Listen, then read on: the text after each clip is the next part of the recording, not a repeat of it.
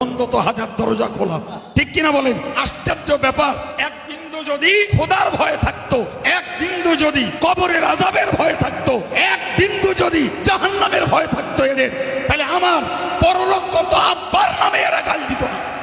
সবাইকে বলেছে একটা জবাব দিও না, শুধু তৈরি থাকো, কিয়ামতের দিনে কত পাওনা করবা তারির জন্য। মাতিন সাহেবকেও বলেছি, আমি কি বলেছো? আল্লাহ জ্ঞান বুঝ আমাদের দিয়েছে, আমরা সময় হলে তার বিচার করব। শাস্তি হয় শাস্তি নিতে হবে, জি, শাস্তি না হলে আমরাই খালাস করব।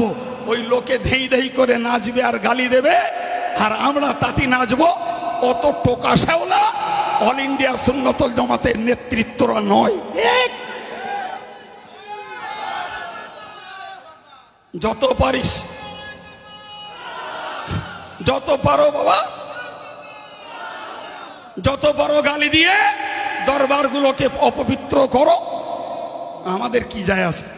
জি, জবাব দেওয়ার জন্য তৈরি থাকো। জি, জ্যান্তগুলোর কাছে নয়, ক্ষমা চাইলে পাবে, কিন্তু যারা পরলোকগত হয়েছে তাদের গালির ক্ষমা কে করবে তোমায়? এই কথা বলেন।